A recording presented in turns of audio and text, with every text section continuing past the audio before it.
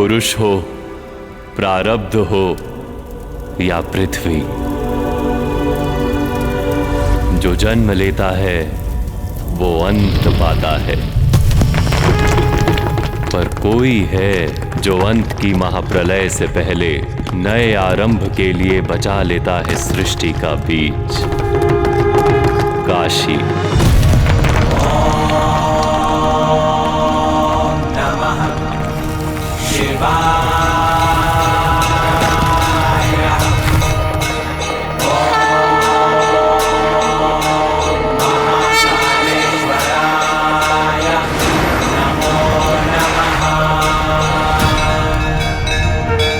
वो है असीम, अनादि अनंत शिव।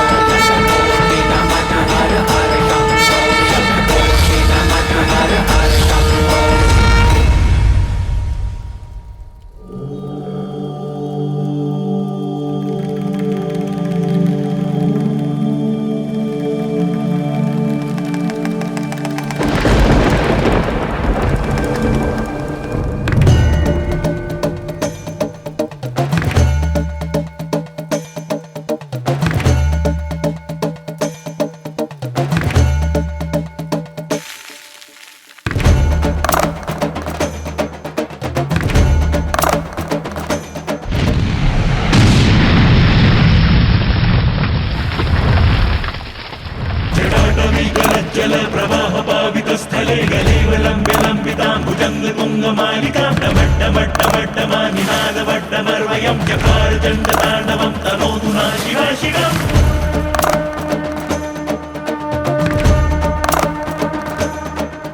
जटाकटाः सम्भ्रमा भ्रमन्निलिम्प निर्झरी विलोलवीचिवल्लरी विराजमानमूर्धनि नगद्दगद्दगज्ज्वल ललाटपट्टपावके किशोरचन्द्रशेखरे रति प्रतीक्षणं मम।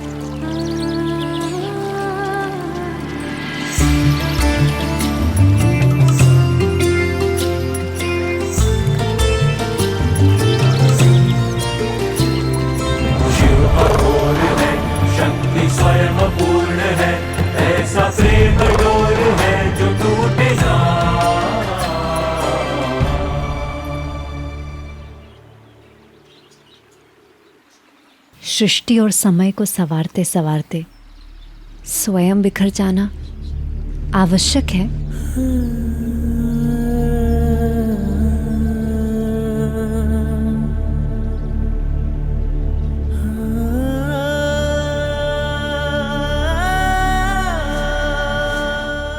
सदाशिव से रुद्र हो गए हो।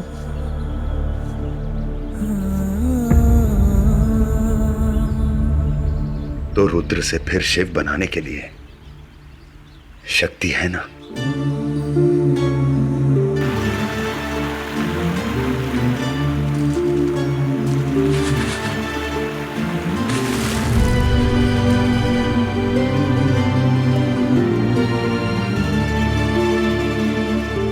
हम जब भी मिलते हैं किसी उद्देश्य से ही मिलते हैं ना।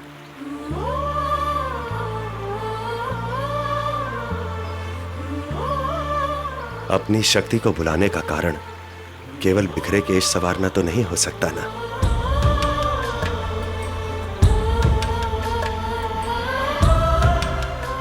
मिलन के पीछे उद्देश्य, और यदि बाद में परिणाम ना हो तो मिलन सार्थक नहीं।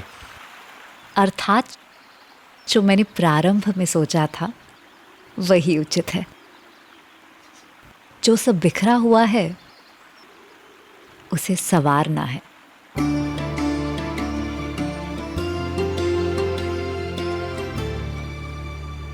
तो नई सृष्टि का प्रारंभ करें।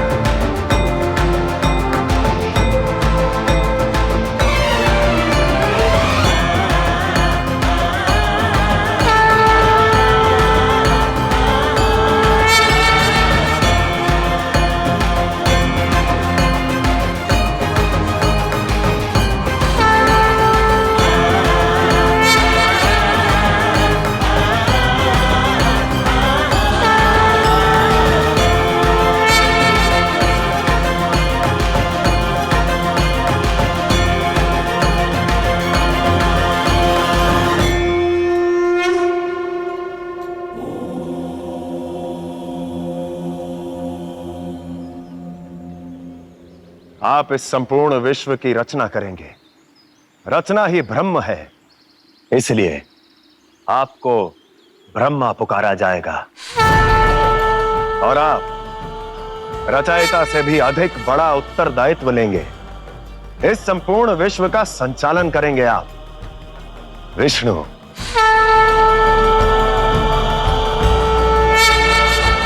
प्रकृति के बिना पुरुषार्थ नहीं होता। रचना एक कला है, इसलिए कला की स्वामिनी देवी सरस्वती आपकी सहयोगी होंगी ब्रह्मा। संचालन के लिए माया का साथ आवश्यक है। इस लक्ष्य में देवी लक्ष्मी आपकी संगिनी होंगी विष्णु।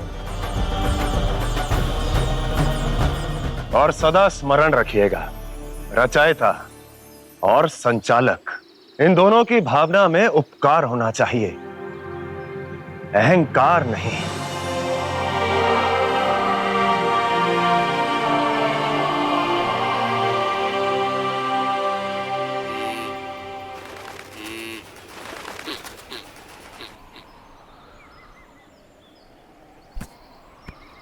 कितने सुंदर पुष्प की सृष्टि हुई है शक्ति, परंतु निर्दयी पवन ने इसे डाल से अलग कर दिया।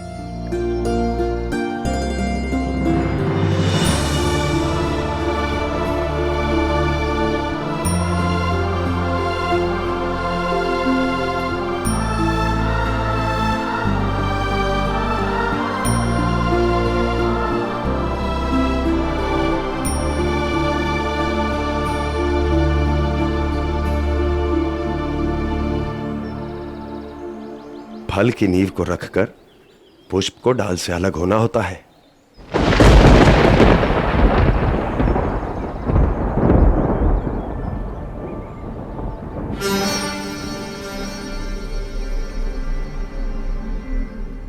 यही नियति है। कदाचित मिलकर बिछड़ जाना ही प्रेम की परिभाषा है ना? नहीं,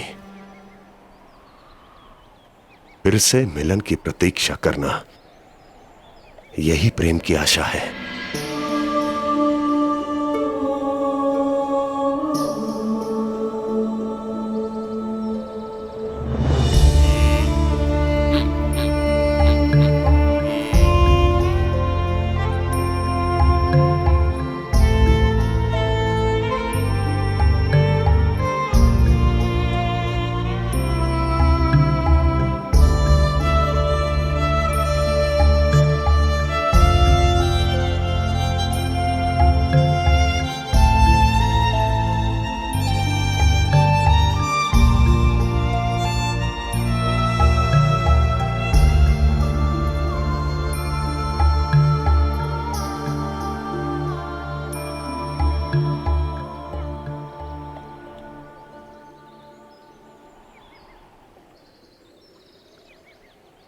हम फिर मिलेंगे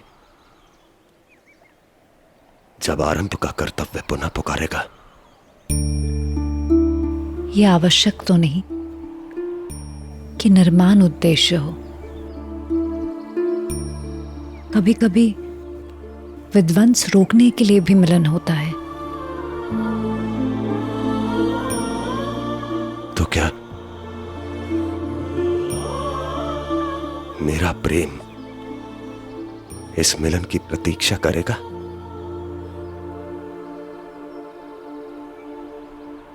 ये तो कर्तव्य निश्चित करेगा कि मेरे प्रेम को कब तक परीक्षा देनी होगी।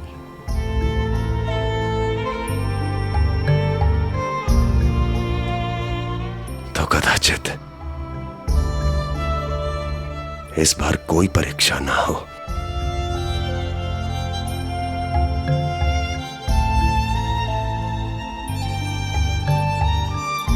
कदाचित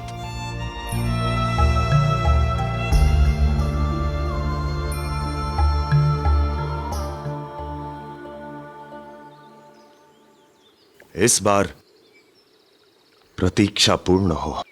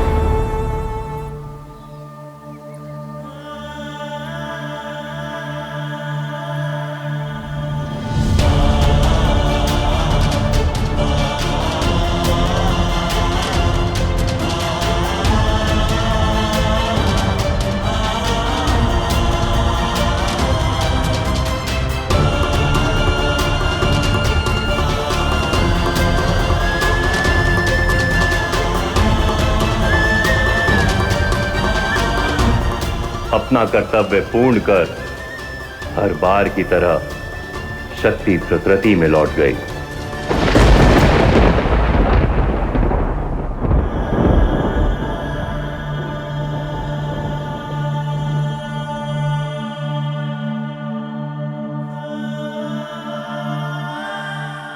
और शिव अपना कर्तव्य निभाते हुए कैलाश पर प्रतीक्षा करते रहे शक्ति से फिर से मिलन की। और उनके मिलन का सूत्र बनने वाला था ब्रह्मा के मन से जन्मा एक मानस पुत्र, जिसका काम था विश्व की व्यवस्था को ठीक से चलाना, प्रजा का शासन संभालना। और उसका नाम था प्रजापति दक्ष।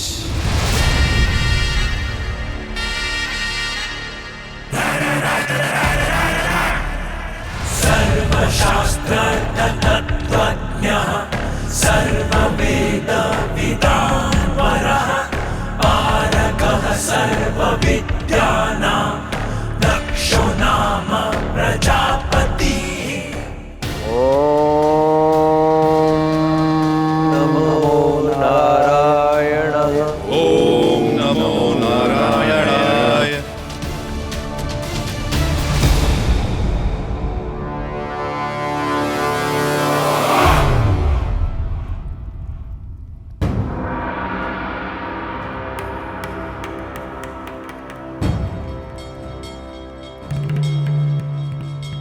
आज की सभा जिस विषय पर बुलाई गई है बहुत ही निराशापूर्ण है। रोहिणी, मेरी सबसे प्रिय पुत्री हो तुम। जानती हो कि मेरे लिए अनुशासन और कर्तव्य से बड़ा कुछ नहीं है। फिर तुमने ये कैसे होने दिया? ऐसी आशा नहीं थी तुमसे। और चंद्रदेव, जल तत्व को नियंत्रित करना आपका कर्तव्य है, परंतु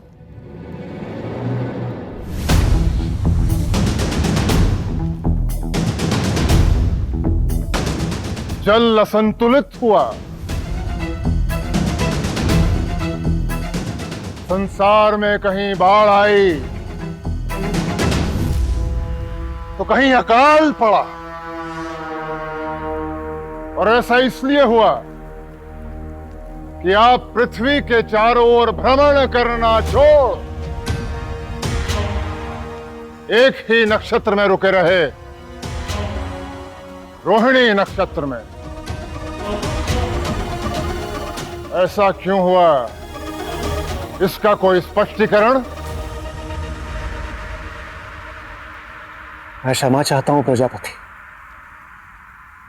किंतु मैं प्रेम का क्या स्पष्टीकरण दूं? मैं रोहिणी से प्रेम करता हूं, मेरी पत्नी है वो, और अपनी पत्नी को समय देना, उसकी रक्षा करना, यह भी तो मेरा ही उत्तरदायित्व है, जिस कारणवश मैं चाहकर भी स्वयं को उससे दूर नहीं कर पाया। अर्थात अपने पत्नी प्रेम के लिए आप अपना कर्तव्य छोड़ देंगे?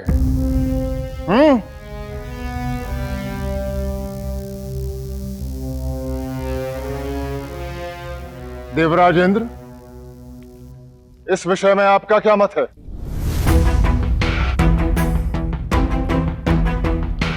चंद्रदेव मेरे मित्र हैं प्रजापति, इस नाते इनकी प्रेम की इस भावना को मैं भली भांति समझता हूं, परंतु इनका मित्र होने से पहले मैं देवराज हूं, और इस नाते मेरा यह मत है कि चंद्रदेव इस कर्तव्य को निभाने की इच्छा ही नहीं रखते।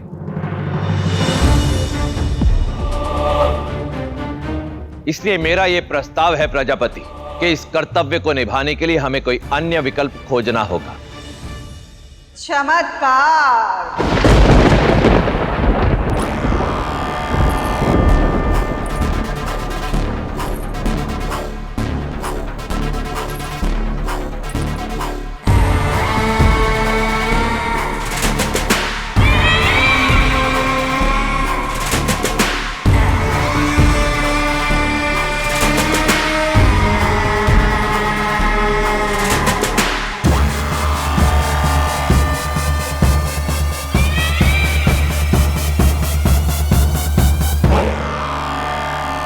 पहली बार देवताओं के राजा ने कोई ऐसी बात कही है जिसमें स्वार्थ नहीं, न्याय है। पिता श्री दक्ष, माता प्रसूति को उनकी पुत्री दिति का प्रणाम। ये पारिवारिक मिलन नहीं है दीति, राजसभा है।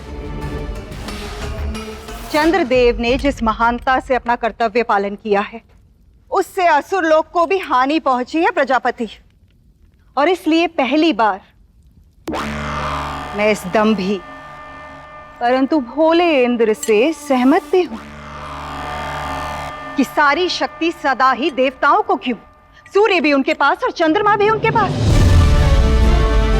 प्रजापति, क्यों न इस बार असुरों को अवसर दिया जाए।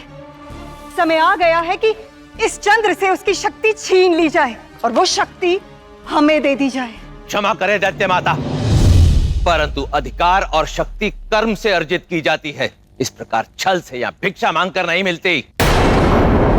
इंद्र, बड़ा से कैसे बात की जाती पता नहीं तुम्हें? पहले मैं तुम्हें इसकी शिक्षा दे देता हूं। आओ। अब तुम शिक्षा दोगे मुझे? आ!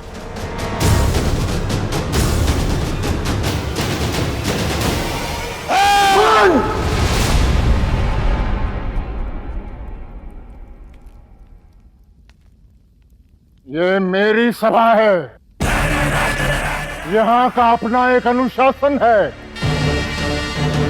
यहाँ असुरों की नीति नहीं चलेगी। तुम असुर माता इसलिए नहीं हो कि असुर तुम्हारे पुत्र हैं, तुम्हारे पुत्र असुर इसलिए हैं क्योंकि उनकी मां ने उनका सुर नहीं साधा। और हम जानते हैं तुम चंद्र की शक्ति क्यों छीनना चाहती हो, ताकि अराजकता फैला सको। और चंद्रदेव, जल को नियंत्रित करने की शक्ति आदि शक्ति ने केवल आपको दी है, परंतु आप पत्नी प्रेम को ही अपने कर्तव्य का आधार मान बैठे हैं। अतः मैं उस आधार को ही और विस्तार कर देता हूं।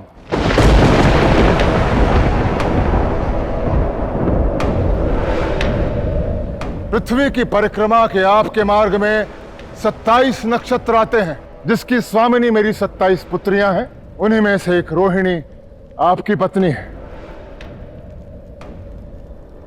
अपनी पत्नी को सुरक्षा एवं प्रेम देने का दायित्व निभाते हुए आप अपने कर्म कर्तव्य कर सकें, इसके लिए मैं अपनी शेष 26 पुत्रियों का वाग्दान आपके साथ करता हूं।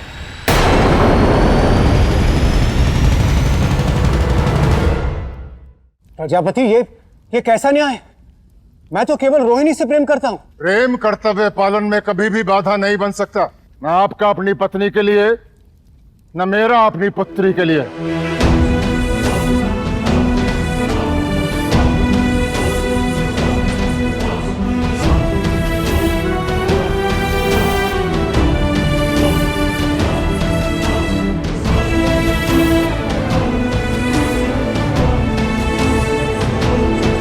और ध्यान रहे चंद्र, भविष्य में यदि आप अपने मार्ग से भटके या इनमें से किसी के भी प्रति कोई भेदभाव किया तो एक पिता दंड देगा। ये एक पिता का निवेदन नहीं है, एक प्रजापति का आदेश है।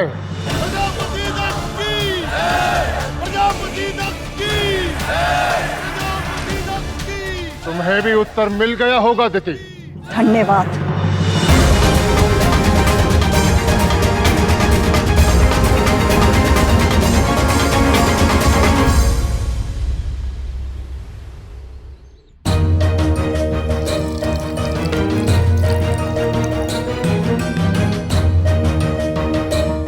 एकांत।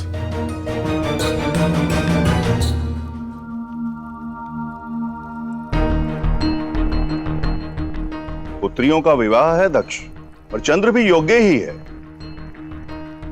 फिर मुख पर इतनी चिंता क्यों? पिताश्री, देव और असुरों के बीच का द्वंद्व चिंता का विषय है दक्ष। इसलिए मैंने आराध्य नारायण को भी बुला लिया है। तुम कहना क्या चाहते हो दक्ष? कि मैंने असुरों को पाताल लोक देकर कोई भूल की है? मैंने सृष्टि बनाई है दक्ष। प्रजापति तुम हो, मार्ग तुम निकालो। मुझे पाठ मत पढ़ाओ। मेरा वो अर्थ नहीं था।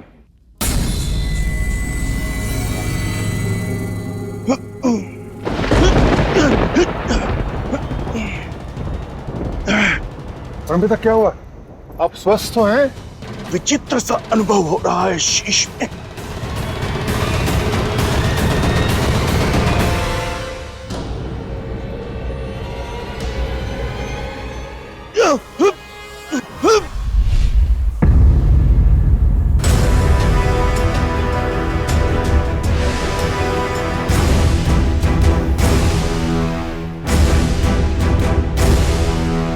परमपिता, एक और शीश,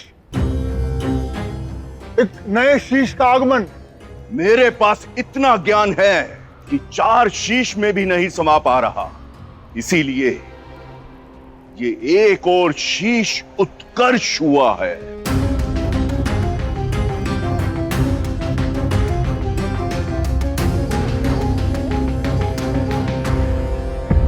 आराध्य, स्वागत है आराध्य, स्वागत है आपका। देखा आपने? अद्भुत है ये 5वां शीश ब्रह्मदेव। दक्ष, अब तो तुम्हारे आराध्य आ गए हैं। समस्या को मिल बांट कर सुलझाओ। मेरे पास सृष्टि को रचने के लिए बहुत काम शेष है।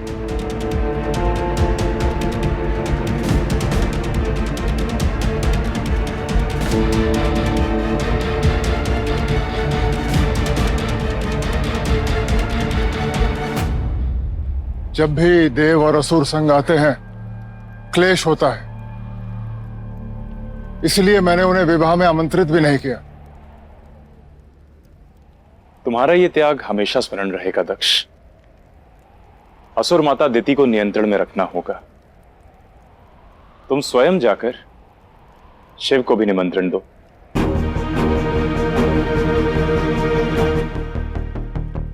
आवश्यकता पड़ सकती है। शिव? मेरा स्वयं शिव से मिलने का मन है। केवल सुना है उनके विषय में, ना कभी मिला हूं ना देखा है। कहां रहते हैं वो?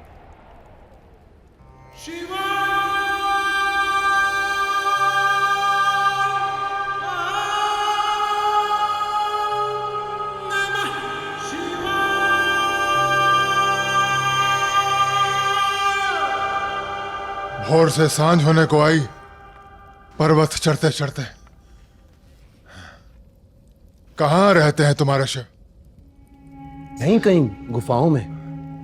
मुझे चंद्रदेव ने बताया था, पर अंतिम बार उन्होंने मुझे यह सूचना कुछ वर्ष पूर्व दी थी, क्योंकि फिर तो वो एक ही नक्षत्र में अटक के रह गए थे ना। कोई भी देव यहां कैसे रह सकता है? इतनी ठंड है यहां। कहां ढूंढे शिव को? कभी देखा है तुमने उन्हें? नहीं भैया, मैंने तो आज तक नहीं देखा, लेकिन उनका मंत्र सुना है, जो कभी पहाड़ों से आता है, कभी गुफाओं से और कभी शमशान से। ऐसा सुना है नारायण से। नारायण से? हाँ। क्या मंत्र है वो?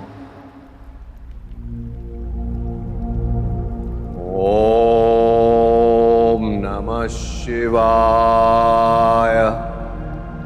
ये है मंत्र।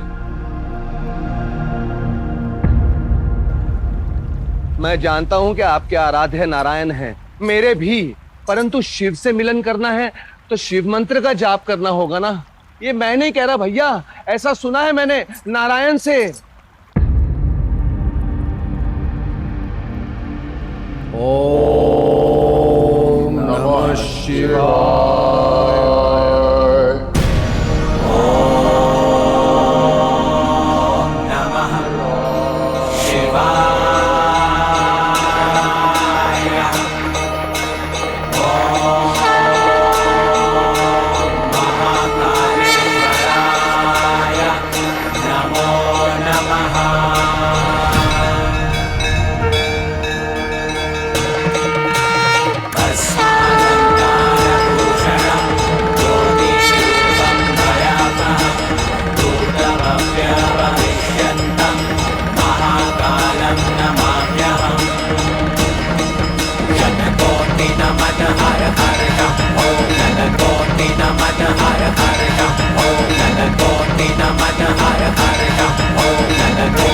अद्भुत।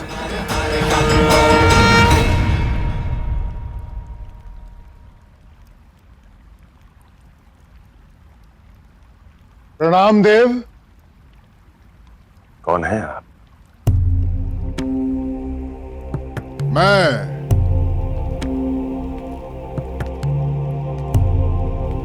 ब्रह्मपुत्र प्रजापति दक्ष। मेरा प्रश्न अब भी वही है। मैं ब्रह्मदेव का मानस पुत्र।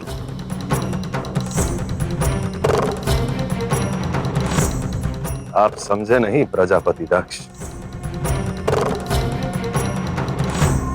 हम आपके चरणों की धूल है प्रभु। मैं नारद, ये मेरे भाई हैं दक्ष। ये अपनी पुत्रियों के विवाह का निमंत्रण लाए हैं आपके लिए। आप पधारेंगे ना?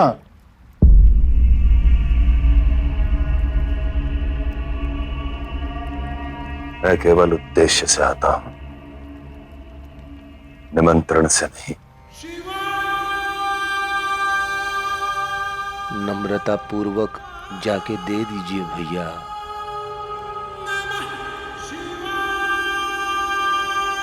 परंतु नारायण ने अनुरोध किया है।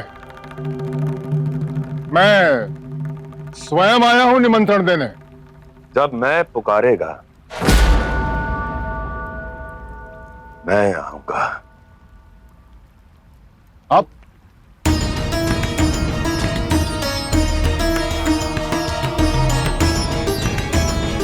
भैया आओ।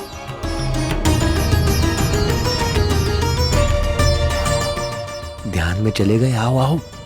कैसे विचित्र है तुम्हारे देव। नारायण ने भेजा ही क्यों हमें इनके पास?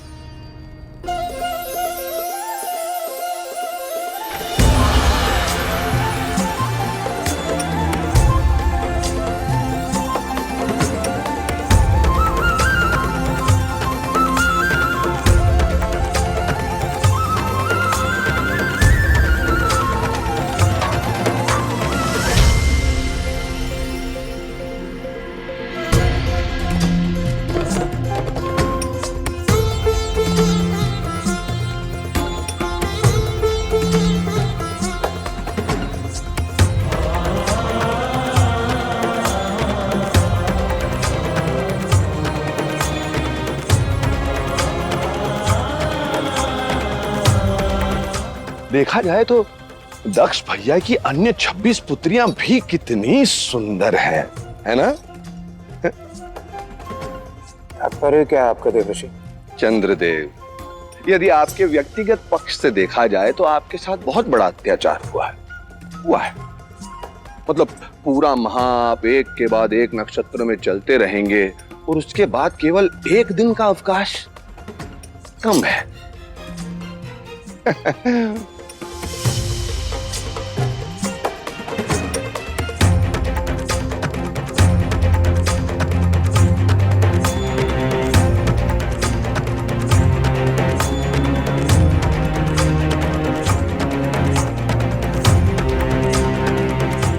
मुख पर चिंता कैसी प्रजापति?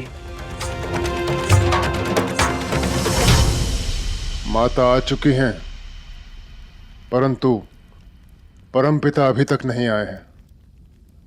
विवाह का मुहूर्त निकला जा रहा है। क्या करूं देव? समय किसी की प्रतीक्षा नहीं करता है। तुम अपना कर्म करो दक्ष। इस समय तुम ब्रह्मा के पुत्र नहीं, अपने पुत्रियों के पिता हो। जी आराध्य।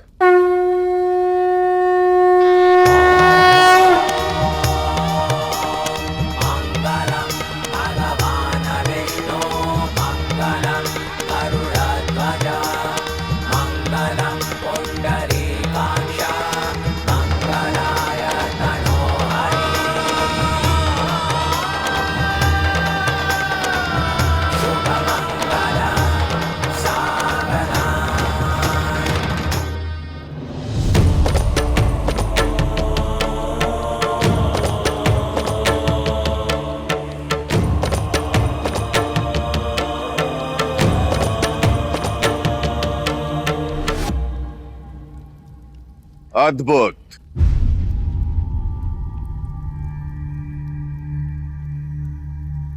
मेरी पौत्री का विवाह मेरी ही अनुपस्थिति में।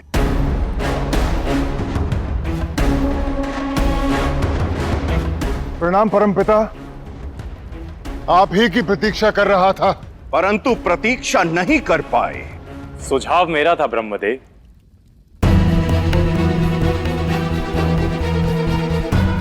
कुल मेरा, विवाह मेरी पौत्रियों का और मंत्र किसी और के, और मंत्रणा भी किसी और से। मुहूर्त का समय बीतता जा रहा था और हम समय से परे नहीं। समय के मान की आड़ में तुम मेरा अपमान कर रहे हो नारायण। शांत ब्रह्मदेव, स्वयं को नियंत्रित कीजिए। आपको हुआ क्या है?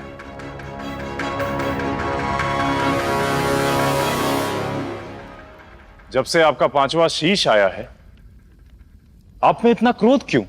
मैं चतुर्मुख से पंचमुख कैसे बन गया?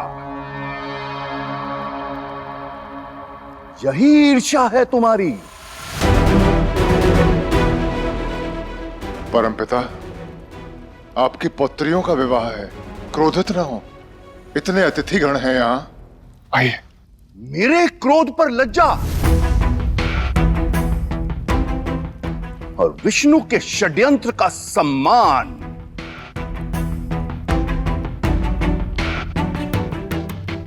अतिथि तुम हो, मर्यादा में भी तुम्हें रहना है। यदि यहां से कोई जाएगा तो वो तुम जाओगे विष्णु।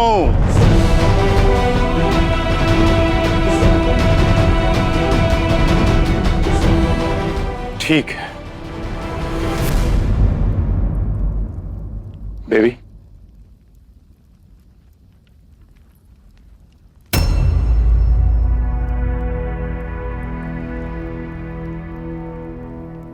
जब क्रोध शांत हो जाए तो स्मरण करने का प्रयास कीजिएगा। आप हमारी ही नाभि से उत्पन्न हुए थे।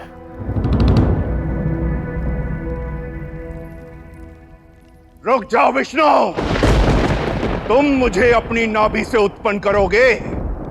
जिसने संपूर्ण संसार को रचा, तुम उसे उत्पन्न करोगे?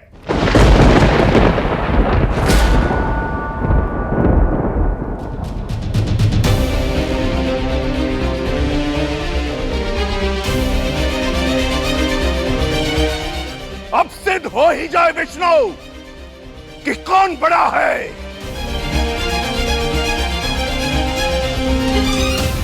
रुक जाओ विष्णु, सिद्ध करो कि तुम मुझसे बड़े हो, शक्तिशाली हो।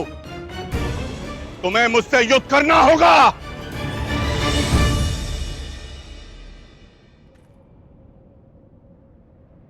हमारा कर्तव्य सृष्टि को संभालना है ब्रह्मदेव। युद्ध करने का कोई औचित्य नहीं। हाँ ब्रह्मदेव, आप रचयिता हैं, क्रोध में अपना विवेक मत खोइए। नहीं देवी,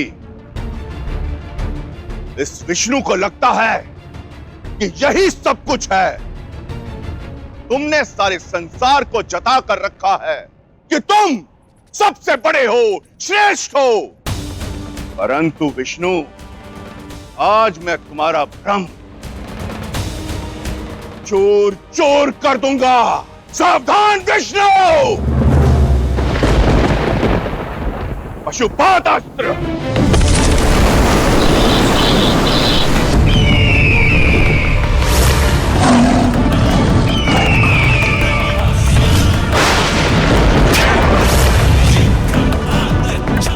यदि पशुपतास्त्र का संधान किया गया तो अनर्थ हो जाएगा।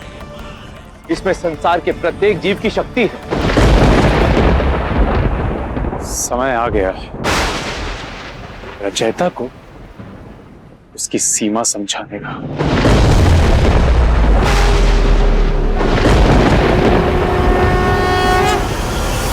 महेश्वरास्त्र।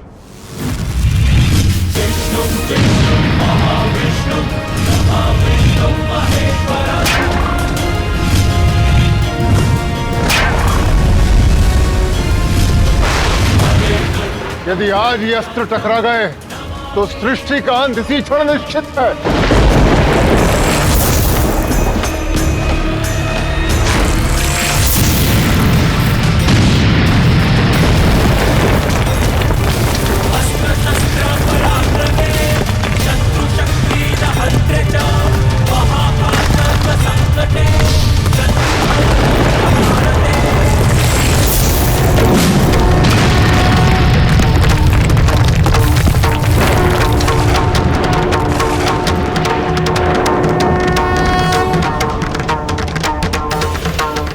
कौन बड़ा है, कौन शक्तिशाली है, कौन सर्वश्रेष्ठ है, स्वयं रची दुनिया और लोगों को नष्ट करने की कोई आवश्यकता नहीं। इस ज्योतिर्पुंज में उसका हल है। आप दोनों में से जो भी इस ऊर्जा पुंज का अंत या आरंभ सबसे पहले ढूंढ लेगा, वही सर्वश्रेष्ठ होगा। विजयी मेरी ही होगी, क्योंकि ऐसा कोई आरंभ नहीं जो रचयिता की पहुंच से बाहर हो। विष्णु, युद्ध ना सही, प्रतियोगिता ही सही।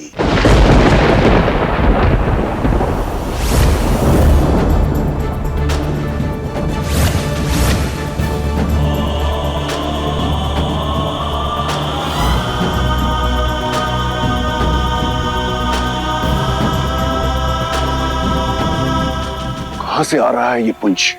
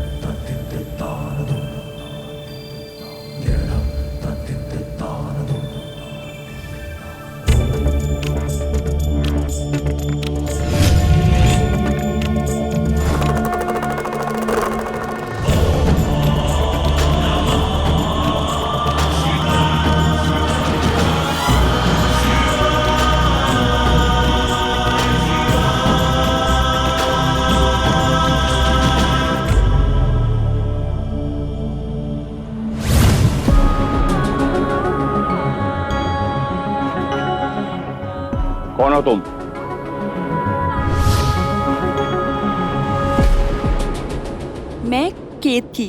कहां से आ रही हो और इस पुंज का छोर कितनी दूर है? छोर? पता नहीं, जब से चेतना आई है बस यूं ही गिरी जा रही हूँ कि कहीं कोई तो धरा होगी ठहरने को। तुम्हें धरा चाहिए?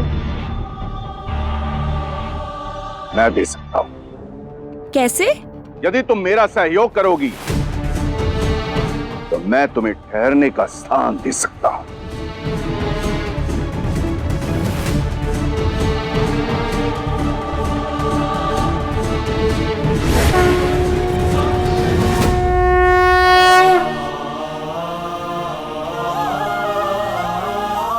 आप आ गए आराध्य, छोर मिला आपको? हाँ, और छोर सब पा लिया। मैं हूं सबसे बड़ा, सबसे सर्वश्रेष्ठ, क्योंकि मैंने उस छोर के उद्गम को पा लिया है। असंभव। इसका ना ही कोई आदि है और ना ही कोई अंत। मैं जानता था कि तुम विश्वास नहीं करोगे, इसलिए उस छोर से अपने साथ एक साक्ष्य लेकर आया हूं। ब्रह्मदेव उचित कह रहे हैं। ये उस छोर तक गए थे जहां पर मैं थी। इन्होंने इस पुंज का उद्गम देखा है।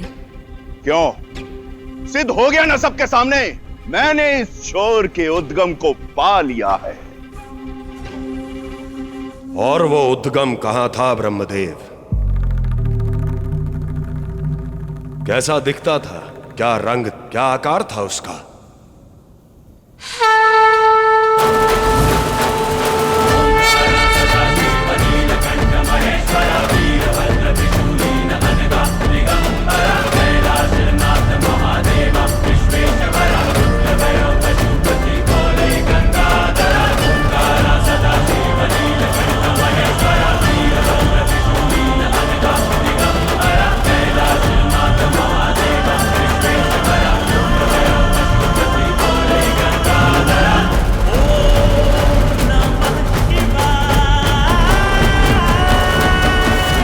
ये प्रकाश पुंज आया ताकि आप अपने अहंकार के अंधकार को देख सकें ब्रह्मदेव,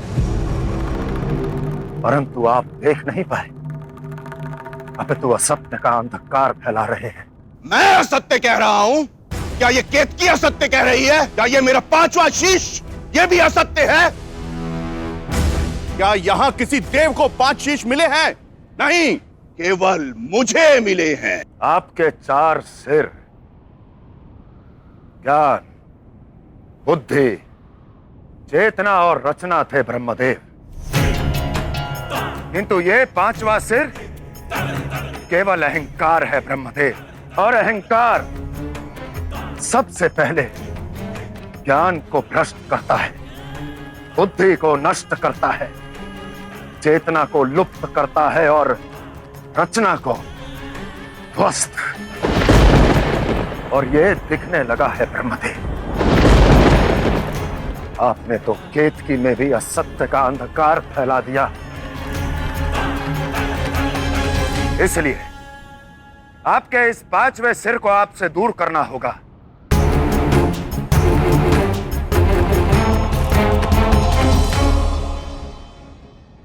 क्या तुम न्यायाधीश हो शिव?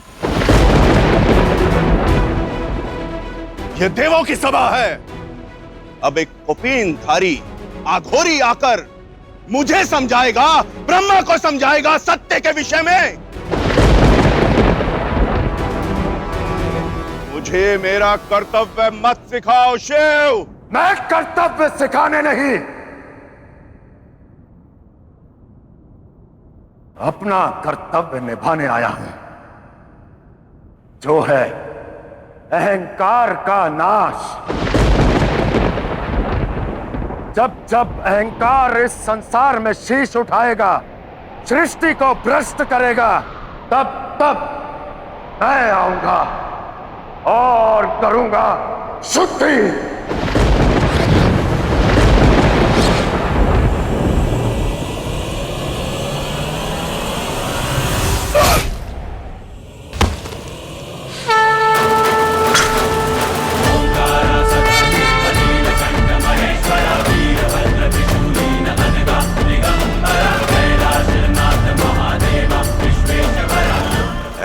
संसार जन्म ले चुका है, जो एक को छोड़कर दूसरे को जकड़ता है, और इसके उत्तरदायी केवल आप हैं ब्रह्मदेव। परम पिता के रूप में आपको पूजा जाता है, परंतु इस अहंकार ने आपके उस रूप को खंडित कर दिया है, और खंडित पूज्य नहीं होता। इसलिए आज के पश्चात इस संपूर्ण संसार में आपकी पूजा नहीं की जाएगी ब्रह्मदेव।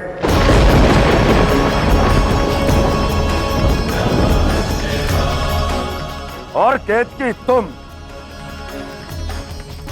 असत्य को बल देने वाला भी अपराधी है, इसलिए तुम्हें मुझ पर कभी अर्पित नहीं किया जाएगा।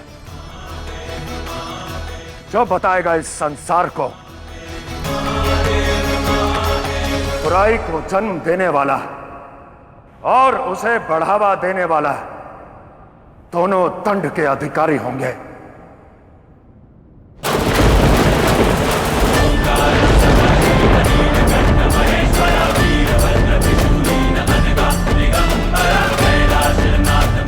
कैसा ईश्वर है, इतना क्रूर, इतना रौद्र, इतना विभत्स।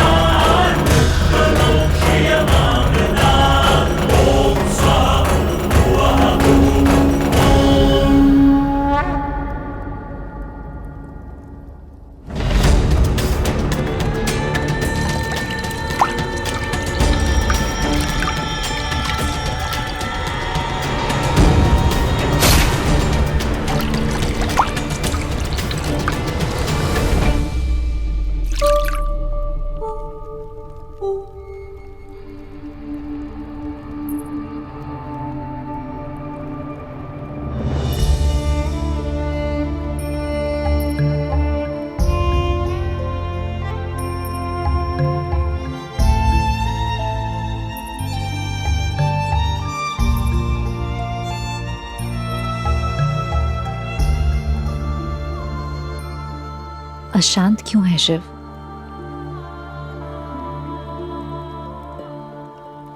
इसलिए कि रुद्र शिव का क्रोध तो सबने देखा, परंतु अपने ही निर्माण का सर काटने की पीड़ा किसी ने नहीं समझी। परंतु उद्देश्य की प्रतीक्षा करना ही हमारे प्रेम की परीक्षा है ना।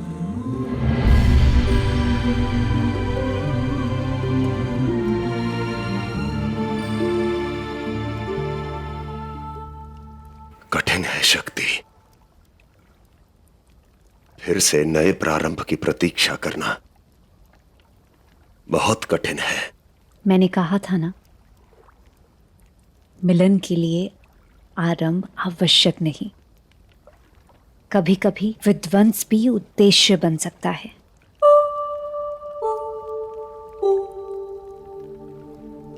शिव, कहां हो तुम?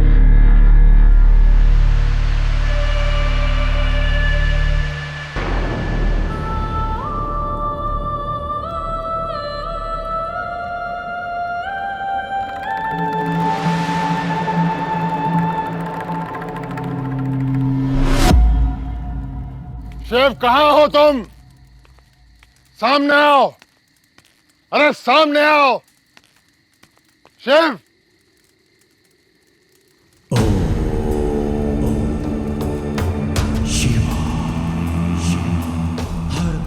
कैसे देव हो तुम?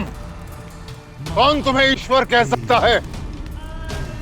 घोर पाप करने वाले घोरी हो, पिता ब्रह्मा का कपाल भंग करने वाले कपालिक।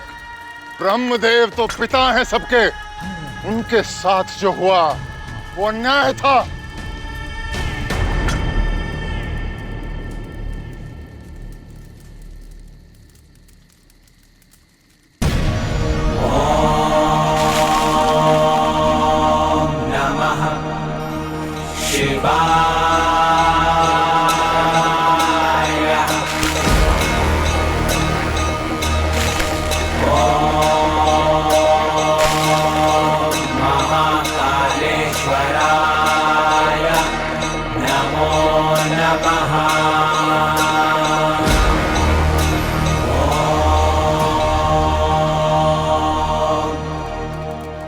मैं भी किससे न्याय की अपेक्षा कर रहा हूं?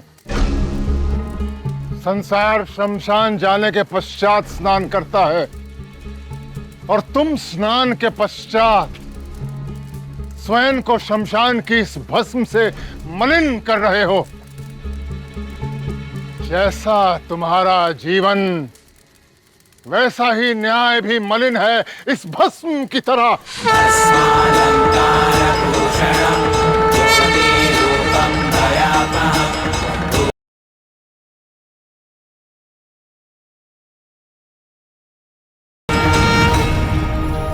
तुम में और मुझ में इतना ही अंतर है दक्ष।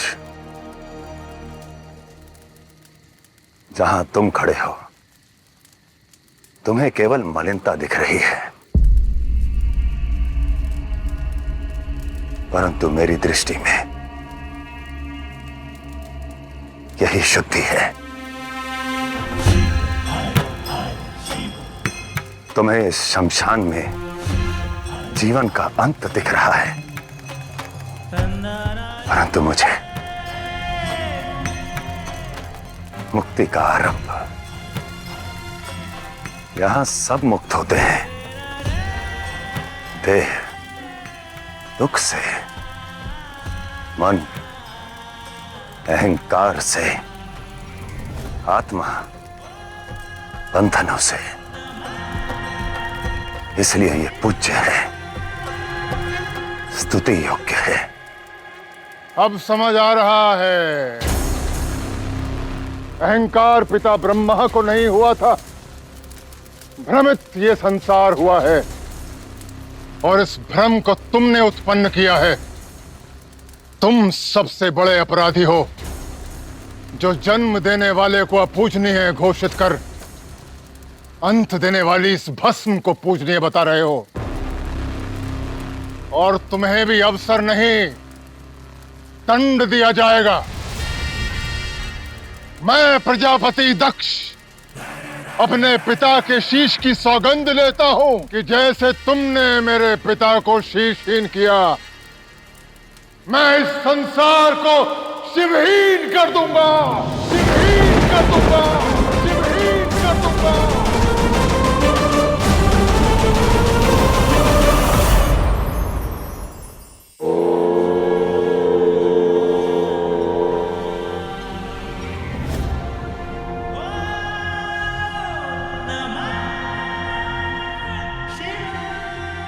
हमारा जीवन हमारे कर्म की परछाई है और हर कर्म का आधार है विश्वास। विश्व वो नहीं जो आप अपने जन्म लेने के बाद देखते हैं, विश्व तो वो है जो आपने अपने जाने से पहले निर्माण किया। हमारा विश्वास ही हमारा विश्व रचता है, इसलिए स्वयं को किसी से कम ना आंकें, बस अपने कर्म पर विश्वास रखें।